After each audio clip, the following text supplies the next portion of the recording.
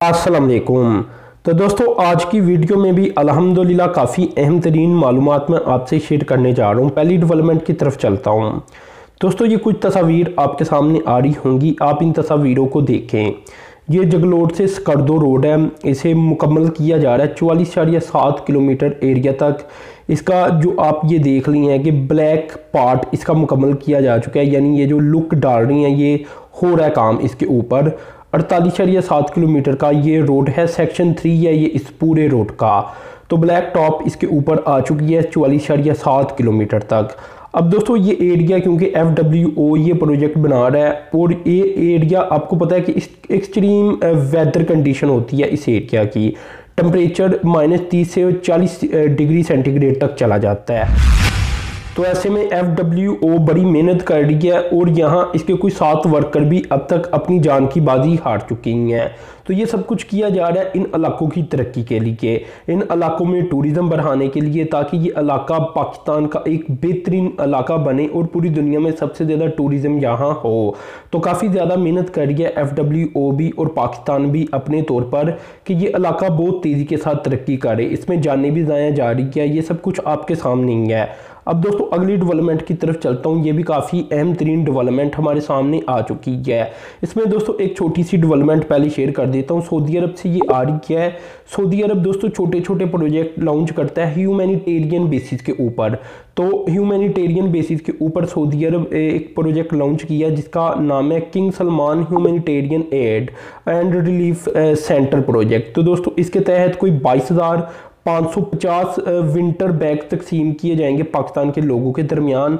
और इससे जो फ़ायदा पहुंचेगा लोगों को, ये कोई 1,35,000 लोगों को फ़ायदा पहुंचेगा।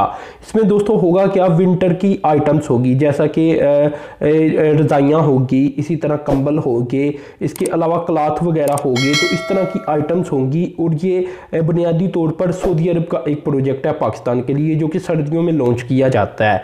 तो 1,35,000 क्योंकि एक साइजेबल आप कह सकते हैं कि तादाद बन जाती है जो कि इस प्रोजेक्ट से फ़ायदा उठाएगी।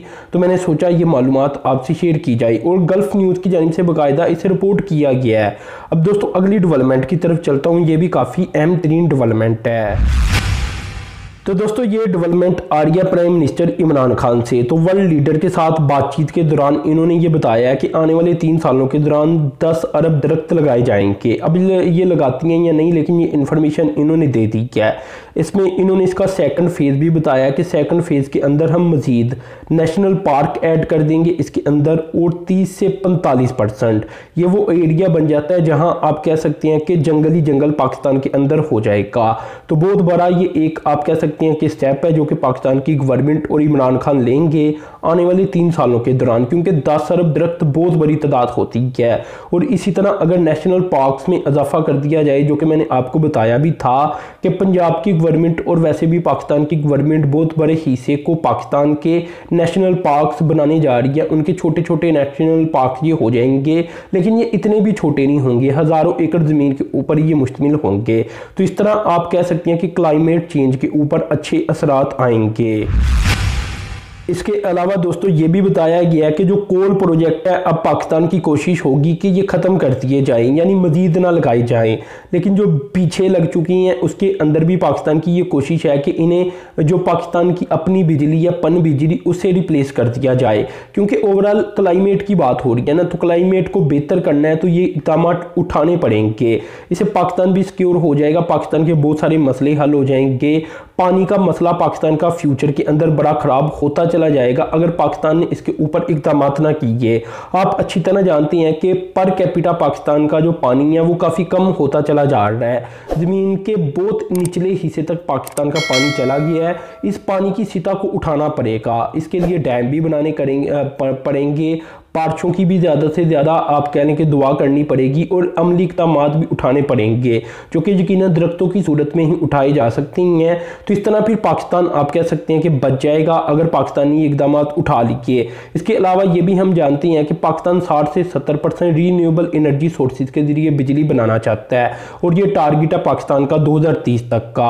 अब दोस्तों अगली डेवलपमेंट की तरफ चलता हूँ। ये भी काफ़ी अहम तरीन डेवलपमेंट सामने आ रही है। तो दोस्तों आपको पता है ना कि मैंने आपको बताया बताया था कि हरिपुर के अंदर फुशोले इस तरह नाम की एक यूनिवर्सिटी है जिसका नाम मुझे बार बार भूल जाता है, वो ऑस्ट्रेलिया चाइना की कोलैबोरेशन के साथ बनाई गई थी। तो अब सियालकोट के अंदर भी एक यूनिवर्सिटी जिसका इफ्तिताह वज़ीर-ए-आज़म की तरफ से दौरे सियालकोट के दौरान किया गया था, जिसका नाम बन जाता है Sialkot university of applied engineering and technology. इसके ऊपर लागत आएगी 14 अरब रुपया। तो इसे अफिलिएट कर दिया गया चाइना की बड़ी यूनिवर्सिटीज़ के साथ जो कि इंजीनियरिंग यूनिवर्सिटीज़ हैं। अब दोस्तों होगा ये कि पाकिस्तान के सियालकोट सिटी क्योंकि एक्सपोर्ट सिटी है, तो यहाँ लेबर की ज़रूरत रहती है, स्किल्ड लेबर की, ताकि एक्सपोर्ट को बढ़ाया जा सके, और टेक्निकल लोगों की भी ज़रूरत रहती है ताकि टेक्निकल काम करवाए जा सकें। तो बस इन्हीं चीज़ों को लेकर ये यूनिवर्सिटी काम करेगी, और चाइना की जो यूनिवर्सिटी की साथ कोलैबोरेशन होगी वो इस यूनिवर्सिटी की मदद करेंगे कि पाकिस्तान अपने जो ज़रूरियात है, सियालकोट अपनी जो ज़रूरियात है उसे ठीक तरह से पूरा कर सके, या वर्क फोर्स आप कह सकते हैं कि ये जनरेट करके देगी यूनिवर्सिटी। तो इस तरह ये बहुत बड़ी डेवलपमेंट सामने आई है, क्योंकि एक तो होती है ना कि इल्मी एजुकेशन, हमें इल्मी एजुकेशन तो चले बहुत है पाकिस्तान के अंदर आम यूनिवर्सिटियों के अंदर, लेकिन टेक्निकल एजुकेशन और जो स्किल्ड लेबर है इसको जो एजुकेशन बोलती है ना, वो वाली एजुकेशन पाकिस्तान के अंदर इतनी पॉपुलर नहीं। तो तरक्की उसी से मुमकिन हो सकेगी, एक्सपोर्ट में इजाफा भी उसी से हो सकेगा। तो पाकिस्तान की कोशिश है कि ये इकदाम उठाए जाएं।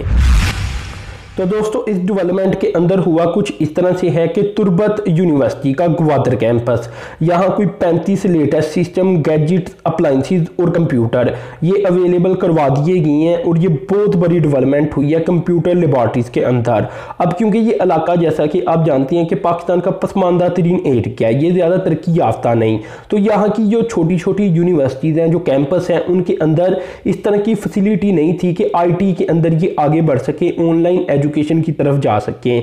तो ये चीज़ें वहाँ अवेलेबल करवानी एक बड़ी डेवलपमेंट है उन इलाकों के लिहाज से, क्योंकि अब ये इलाके तरक्की करेंगे। स्पेशली ऑनलाइन एजुकेशन को लेकर देखा जाए तो असल में इन लोगों को कनेक्ट किया गया पूरे पाकिस्तान के साथ, तो इसलिए इसे बड़ी डेवलपमेंट के तौर पर देखा जा रहा है इस इलाके की। तो इंशाल्लाह फ्यूचर में ये इलाका वैसे भी पाकिस्तान का हब बनेगा, इकनॉमिक हब, तो अभी से इसके ऊपर काम करना पड़ेगा, इसमें जो सहूलियात है वो देनी पड़ेगी, और आहिस्ता आहिस्ता ही पाकिस्तान तरक्की की जानिब गामजन होगा।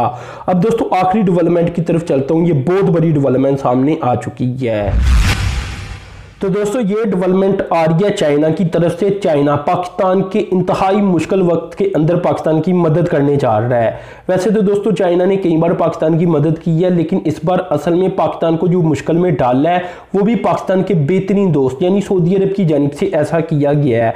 तो दोस्तों 1.5 अरब डॉलर की फाइनेंसिंग फैसिलिटी चाइना पाकिस्तान को देने जा रहा है, ताकि पाकिस्तान 2 अरब डॉलर सऊदी अरब को वापस कर सके।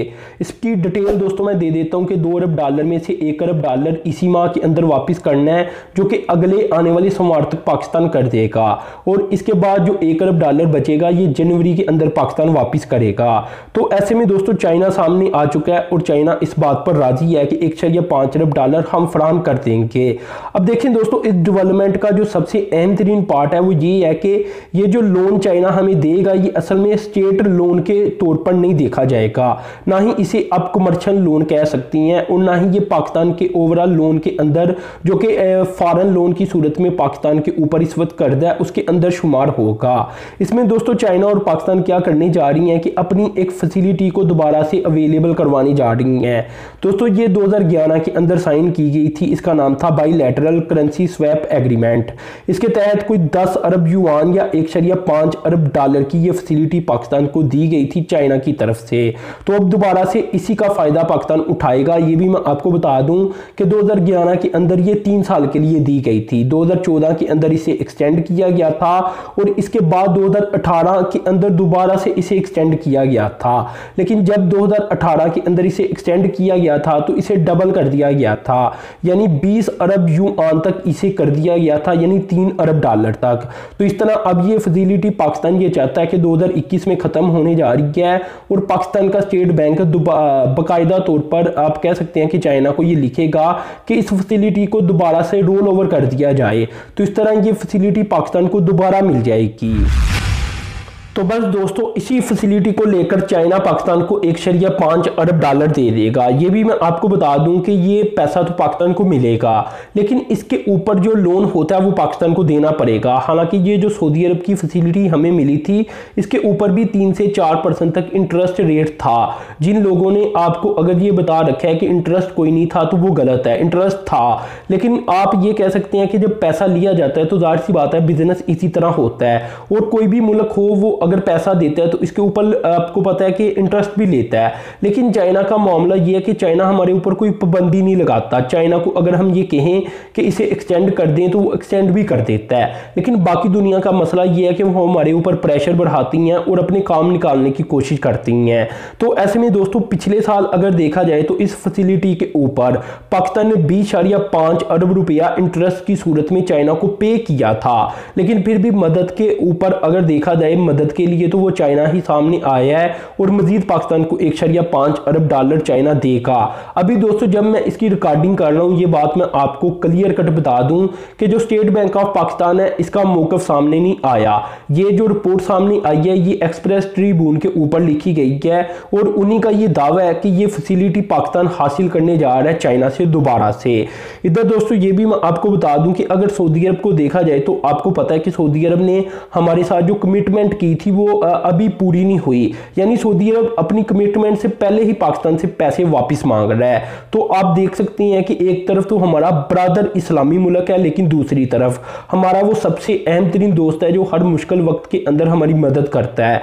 तो चाइना बगैर किसी आप कह लें कि एडवांटेज के एक बार फिर पाकिस्तान की मदद करने जा रहा है, जबकि सऊदी अरब को देखा जाए तो वो किस तरह पाकिस्तान को तंग कर रहा है। हालांकि अगर ये 2 अरब डॉलर सऊदी अरब पाकिस्तान के पास रहने दे तो मेरे ख्याल से सऊदी अरब ही तो है चाइना के बाद जिसके ऊपर हम सबसे ज़्यादा भरोसा करते थे। तो खैर ये सारी मालूमात सामने आई है, मैंने सोचा कि आपसे शेयर की जाए कि चाइना एक बार फिर पाकिस्तान को सबसे बड़ी मुश्किल से निकाल रहा है और इसके लिए मेरे ख्याल से पाकिस्तान को हमेशा चाइना को शुक्रिया अदा करते रहना चाहिए। रीज़न ये है कि जब अपने भी मुंह फेर लें, अपना तो आपको पता है सऊदी अरब ही था, तो जब वो भी मुंह फेर चुका है तो इसमें चाइना का किरदार मजीद बढ़ जाता है। तो खैर दोस्तों ये सीपैक के तहत भी चाइना बहुत कुछ कर रहा है पाकिस्तान के लिए। तो दोस्तों अपने चैनल को सब्सक्राइब कर देना है, साथ में जो बेल के आइकन पर क्लिक कर देना है। अब तक के लिए इतनी था, अल्लाह हाफिज।